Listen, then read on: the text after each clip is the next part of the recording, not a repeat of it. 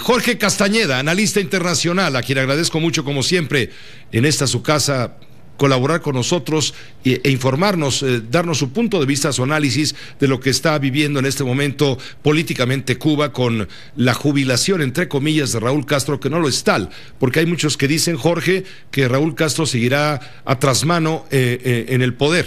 Pero en fin, tú tienes la última palabra como siempre, Jorge. Muy buenas noches. No la última, Pepe. Buenas noches, la primera. La primera palabra. La primera siempre, la última nunca. Mira, Pepe, yo creo que en efecto es un momento histórico en Cuba, porque de todas maneras, pues sí es el fin de una época, aunque como lo decía nuestro colega, pues es un hecho que Raúl Castro va a permanecer como primer secretario del Partido Comunista, y en Cuba desde hace ya más de 60 años, 50 y pico de años, el partido es mucho más importante que el Estado. Así ha sido siempre en países como Cuba, la Unión Soviética antes o China ahora. En ese sentido, sí es un relevo, sí es un cambio, pero no es un cambio absoluto. En segundo lugar, sí hay cambios en el Consejo de Estado, y probablemente estos se reflejarán también en el llamado Buró Político del Partido Comunista, donde sí permanece Ramiro Valdés, que además de ser el único que todavía que junto con Raúl Castro estuvo en el Granma, zarpó de Tuxpan en el Granma en 1956, es el encargado de Venezuela en el gobierno y en el partido y en el aparato cubano. Creo que lo que vamos a ir viendo en estos meses que vienen es si Díaz-Canel puede poco a poco ir colocando gente suya en los ministerios, en distintos otros cargos en el ejército, de donde no viene él, por cierto. No, Raúl Castro le entregó, o digamos colocó al ejército en todos los puestos de mando desde antes de la enfermedad de su hermano mayor, y ahora es el ejército cubano, las FARC, las que mandan, pero los Díaz-Canel no viene de ahí, y ahí va a haber una cierta tensión.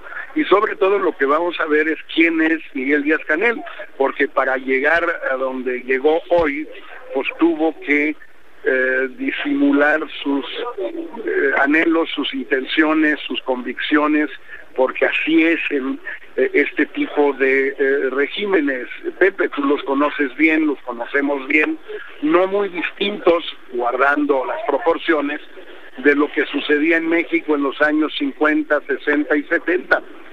¿Quién era fulano de tal antes de ser el candidato del PRI? Pues no sabíamos, porque si supiéramos, si hubiéramos sabido, no lo hubieran nombrado candidato del PRI.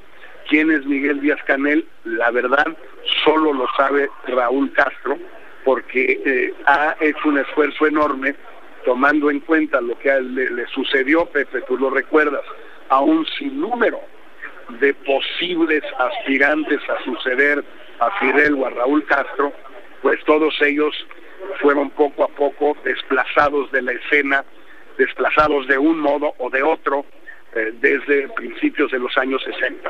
Dicho de otra manera, Jorge, hablar de una nueva era en Cuba es todavía muy aventurado, es quizá utópico.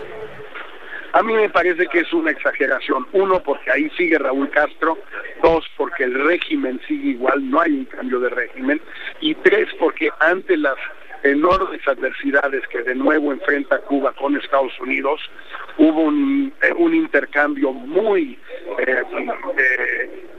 no diría violento, pero retóricamente violento, entre el canciller Bruno Rodríguez y el vicepresidente Pence en Lima, en la Cumbre de las Américas, hace apenas una semana, de réplica y contrarréplica e insultos y diatribas de uno y del otro, que hace que la relación con Estados Unidos, que era la última apuesta de Raúl Castro, pues por lo menos mientras siga Trump en la presidencia de Estados Unidos en la Casa Blanca, no va a prosperar.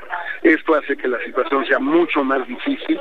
Quizá Raúl hubiera querido entregar todo el poder si hubiera seguido Hillary Clinton, irse a descansar. No lo va a poder hacer porque la situación económica, política, internacional, social de Cuba es extraordinariamente compleja y adversa en estas nuevas circunstancias de Estados Unidos.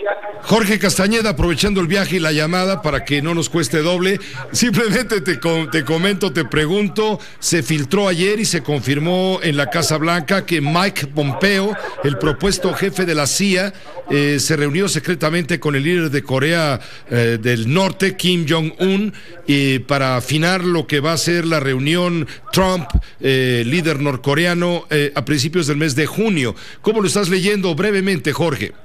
Mira, en dos palabras, Pepe, obviamente es un paso hacia la cumbre entre Kim Jong-un y Trump en alguna parte, muy posiblemente en Ulan Bator, la capital de Mongolia.